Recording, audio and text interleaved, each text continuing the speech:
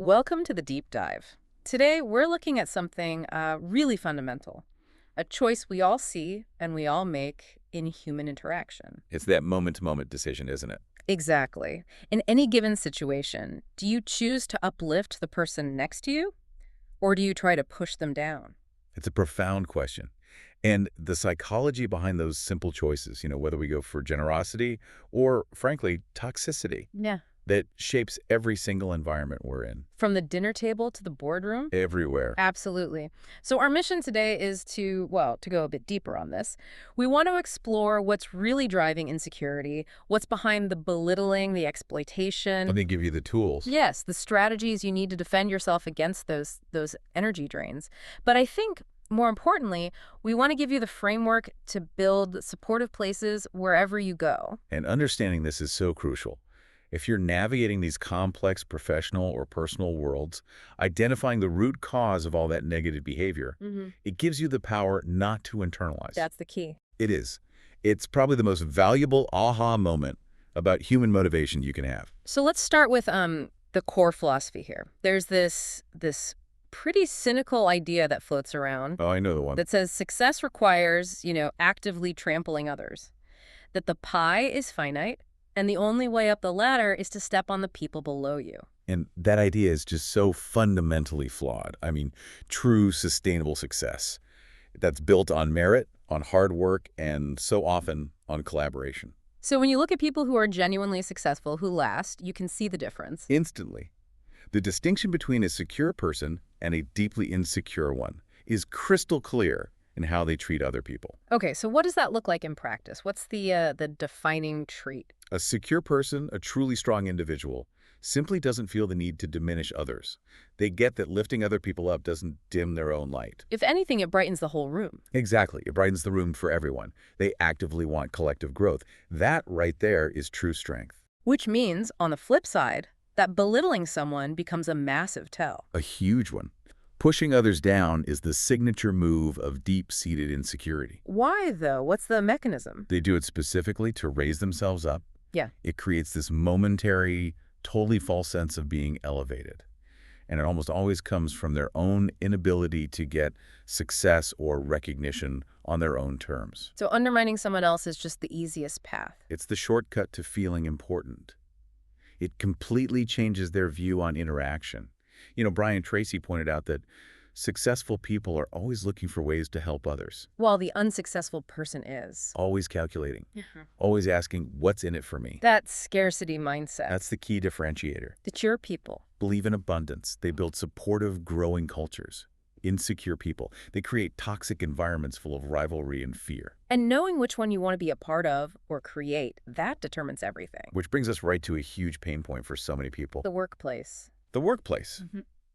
And specifically dealing with credit theft. Look, the desire to be valued, to be recognized, that's deeply human. We all want that. Of course. But the problems start when ambition gets way ahead of actual capability. That's when you see unethical exploitation. And we should probably clarify what we mean by exploitation versus just asking for help. Good point. If I ask you for help, I'm acknowledging I need you. I'm giving you credit for your skill. Exploitation is deception. It's taking something, someone's idea, their hard work. While actively denying them their due, it's stealing. Plain and simple. And for anyone listening who's dealing with, say, an incompetent boss or a colleague who's always stealing the spotlight, that feeling of powerlessness is just immense. Oh, it's crushing. And the first instinct is to just quit. I have to get out of here. Right. Escape. But that's not always possible. It's often not practical. So you need a defense strategy, a way to manage it without just giving up your work. Okay, so let's get proactive. First, and this is an internal shift, you have to take enormous pride in your work. If someone is so desperate that they have to claim your ideas as their own, that is a massive validation of how good your contribution is. You have to let that sink in. It's a backhanded compliment of the highest order. Second, you have to develop complementary skills. It's not enough anymore to just be great at the technical side of your job. You have to be able to talk about it. Exactly. You have to intentionally work on your communication, your presentation skills, your networking. The better you are at visibly and confidently sharing your own work, the less room there is for someone to swoop in. And that leads to the critical part, which is prevention through communication. This isn't about bragging. Not at all. It's about creating a paper trail from day one. You have to actively communicate your specific contributions right from the start of a project. And be specific. Detail what you solved, not just what you delivered. And strategically CC the right people. The ones who need to know your impact for, performance reviews or other opportunities. By highlighting contributions at different stages, and not just yours but others too, you build this unassailable record. If someone tries to claim your work later, They have to undo a whole history of your involvement that's already visible. it just makes the theft much harder and a lot riskier for them. So that desire to undermine, whether it's stealing credit or just constant put-downs, it really forces the question, why? Yes, why do people do this? Why do they constantly criticize? Because I think understanding the root cause is so empowering. It's what stops you from taking it personally. It really is. And you can almost make a little insecurity checklist. At its core, belittling someone almost always comes from a deep-seated need for superiority. Which, ironically, It's rooted in low self-esteem. yeah. A need to feel important, and tearing you down is their quickest path to that feeling, however temporary it is. And it can be a deflection, right? If they keep the spotlight on your so-called flaws, nobody's looking too closely at their own. A total deflection. And beyond that, you often see things like past trauma, maybe they were bullied or they grew up in a really negative environment. But two of the biggest drivers are just jealousy and pessimism. I've heard jealousy described as the tribute mediocrity pays to genius. That's a great way to put it. It's the ultimate sign that they see your quality, but they just don't have the integrity or maybe the energy to build their own. So jealousy is basically a form of hatred, but it's built on that insecurity. Absolutely. If they feel like they can't reach your level, their only option, in their mind, is to try and pull you back down to theirs. And sometimes it's just a lack of skill, right? A lack of communication skills, definitely. When someone can't express their needs or give a nuanced critique respectfully, That they just default to insults. they default to aggression. It's the simplest, crudest tool in the box. And they use it because they don't know how to do anything else. And these behaviors, they can fall on a spectrum that can lead to some pretty severe tendencies. They can. That kind of constant, unwarranted criticism can absolutely be a mask for deep-seated insecurity that might, in some cases, indicate something like narcissistic personality disorder, or NPD. So for the layperson, what is NPD, really? Essentially, it's characterized by this extreme, inflated sense of self-importance, a relentless need for admiration, and a profound lack of empathy for other people. And all of that is a mask. It's all a mask for what is usually a very fragile ego and a deep sense of worthlessness. What I find tricky is spotting the more subtle versions, like covert narcissism. That is so difficult because they don't always seem arrogant on the surface. They might even present as kind or overly empathetic. But underneath, Underneath, the engine is this manipulative drive for importance, superiority, and control. It's all about maintaining that perfect public image they so desperately need. that need for control, it must make them incredibly self-righteous. Extremely. They genuinely believe that only their opinions are valid. There's no room for a constructive discussion. If you challenge them, they immediately resort to arguments and personal attacks. Which changes the whole game. Robert Coulin said, discussion is an exchange of knowledge, argument is an exchange of ignorance. That's perfect. The person who belittles is never seeking knowledge. They are only seeking to win and assert their dominance. And this is where they disguise it, right? They'll say it's constructive criticism. Always. But if the feedback is consistently aimed at your character or your worth, and it never actually offers a helpful solution, the real goal is probably manipulation or just eroding your confidence. And the ultimate form of that manipulation is gaslighting. Which is a terrifying tactic. It's where your reality is repeatedly questioned or denied until you start to doubt your own judgment. Like being told the sky is green every single day until you actually start to wonder if you're colorblind. It leads to crippling anxiety and just destroys your self-esteem.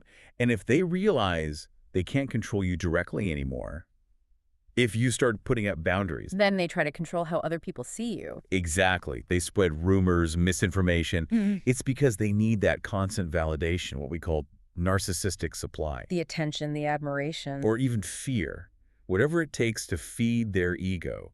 And when you cut off that supply, they will go looking for it somewhere else, often by attacking your reputation. So if you find yourself in the crosshairs of this kind of behavior, what is the core defense? It all starts with a perspective shift, a huge one. You have to understand that when someone tries to put you down, It is a reflection of their immaturity, their insecurity, their inability to cope. It is not about your inadequacy.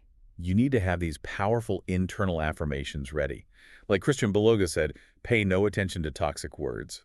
What people say is often a reflection of themselves, not you. Their words are just their warped lens on the world. And there's an even more direct one. A narcissist's criticism is their autobiography. Wow.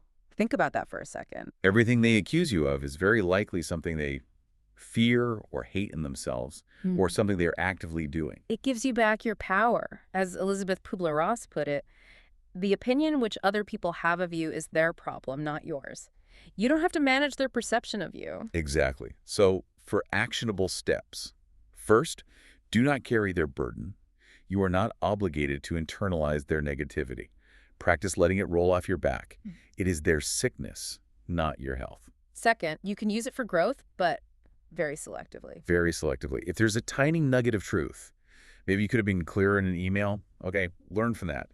But you discard the 99% of it that is just pure projection. And crucially, never retaliate. Don't play their game. Never.